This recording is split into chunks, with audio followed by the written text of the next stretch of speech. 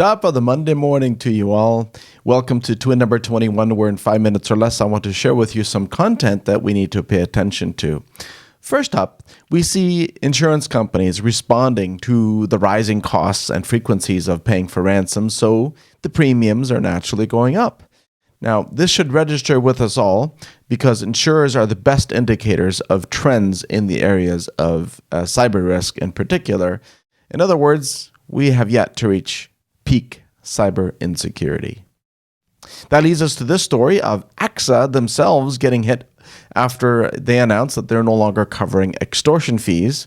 The two events are not necessarily linked, but what I find most interesting, or what I will find most interesting, is if AXA ends up paying extortion fees themselves or not.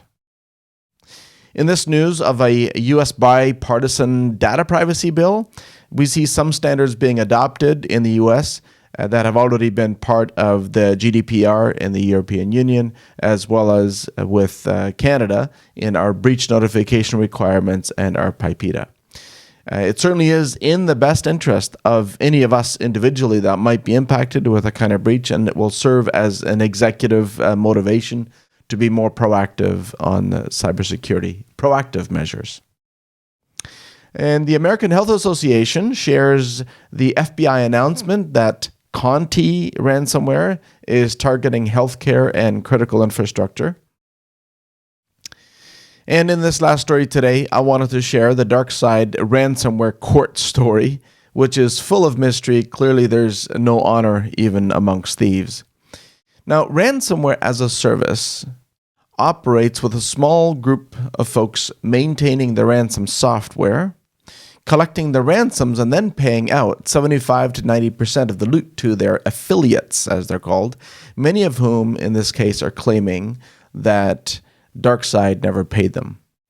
So our best hope is that any new ransom as a service will not even take off because of lack of confidence in ransomware as a service providers that are exiting like these guys might have done. There are only a few people that know if the wallet was drained by law enforcement or if it was DarkSide simply making an exit choice, leaving the entire business with $60 million in cash without paying off their affiliates. We don't know this for sure. It seems there's evidence going in either direction. And finally, did you know that Internet Explorer is finally dead? The browser that set aside Netscape many years ago is now facing death of its own, but good riddance there. If you're in Canada, have a great holiday Monday, and if not, have a great Monday.